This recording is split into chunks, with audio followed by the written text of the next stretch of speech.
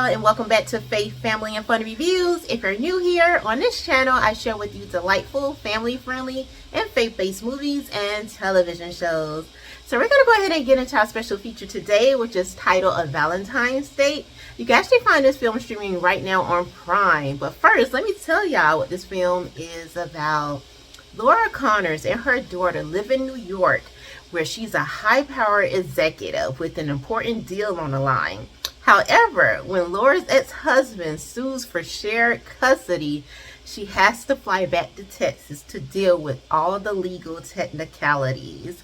Now, friends, I really did enjoy this film. It was pretty much a surprise to me because it wasn't your typical type of story, which was what I was kind of expecting. I was expecting it to be some bitterness, some kind of bad blood shed in between the couple here, Laura and Dylan, but I was very surprised that it wasn't really any of that and how it turned out and how the story unfolded. But of course, we're not going to get into all the details because this is going to be a spoiler-free review. However, I am going to lay down the foundation for you. So to give you a little bit of opening to know what to expect in a sense, and to know if this would be the film that you would actually want to check out, which I hope that you would, because it does leave us with that hope, that joy, and that faith, which I always want you all to walk away from this channel. So here we have Laura. Laura is doing her thing. She is a high-powered executive. She has everything going for her. She has this very special deal on the line that is going to take her to really where she wants to go. She's already on the way, but I think that's like the tip of the iceberg for her at this point in this season of her life.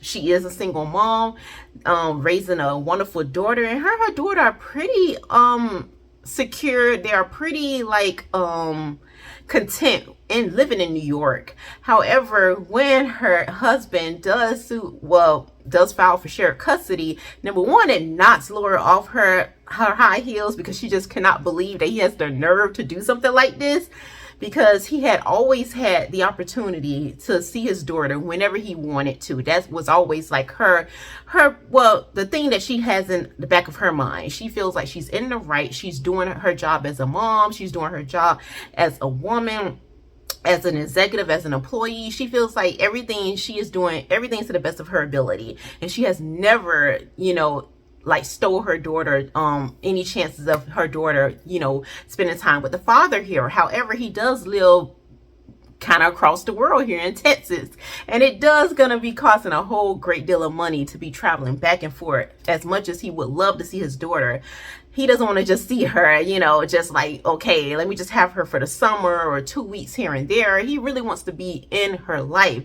So this is just not working for Dylan here. So when Laura is forced to go back home to Texas, a lot of different feelings arise within her because this is her home. And I think it kind of makes her feel like, what was she really running from? I mean, a lot of people can relate to this when you grew up in a certain town, especially if it's like a small little hickory town where nothing is really going on, everybody know each other, and yet within yourself that you have all of these wonderful goals, that God has so much more for you to accomplish. You feel like your hometown is a little too small for you, and you know that you can do a whole lot more. So you need to get out of this small town and get to the city. And as hard as it was for Laura to get there, she fought her way there. And unfortunately, in her case, she did have to give up some things to get where she wanted to get to. And I think that's most people's story.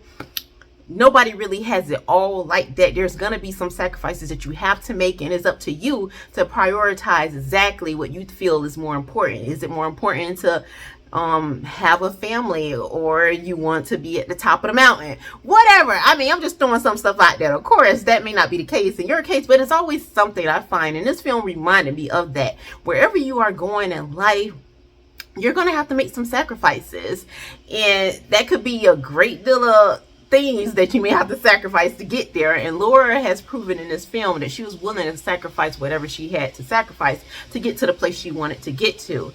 And so we get to see, we see the high-powered executive Laura in New York, and then when she goes back home, we slowly but surely start to see the small town girl next door Laura. And that is up to you all as the viewers to see which one you feel like is a bit more attractive in a sense, as far as this would be the life that you would want to live, or you feel like, okay, nah, I do my thing in New York. I'm doing good. I got a good job. I'm living in the best of the best city in New York. It's not like I'm struggling to pay my bills or anything like that. So that's going to be up to the viewer as far as where you are in life and what do you think is more important. But I find when she does go back home that there were certain things there that I really did enjoy seeing in her character, and I felt like those things will only be brought to the surface if she was to remain in Texas. So I know, that's how I am, small town, love that kind of thing. But let me go ahead and get on her husband, Dylan. It amazes me at this point of the film that they still remain legally married. And that had raised a question within my mind. I'm saying as far as when he does file for shared custody. At this point of the film, they had been separated for many years now, and it was just surprising to me that all of this time that they were still legally married. And it's like, what is going on here? If you had no intentions of going back home to Texas, you're living your life, you're doing your thing, you and your daughter in New York, why in the world are you still married to this man? And it's the same thing goes for him. Even though he's in Texas and he feels like he's never going to leave there, that's his home, why are you remaining married to this woman? Y'all living way across the world from each other.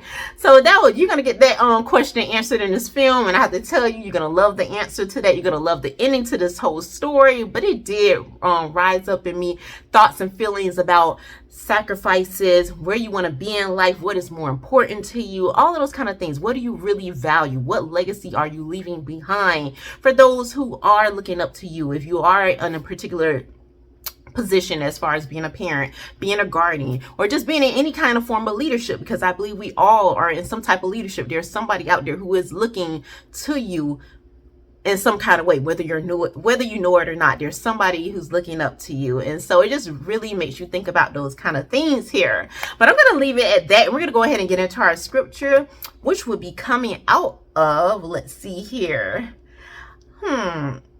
okay, Psalms 147:3, and it reads, He heals the brokenhearted and binds up their wounds. And I have to tell you, Laura and Dylan here both have a great deal of healing to do. So this scripture is definitely perfect for them. Well, that is all I have for you for this video. Until next time, may the Lord bless and keep you both now and forevermore.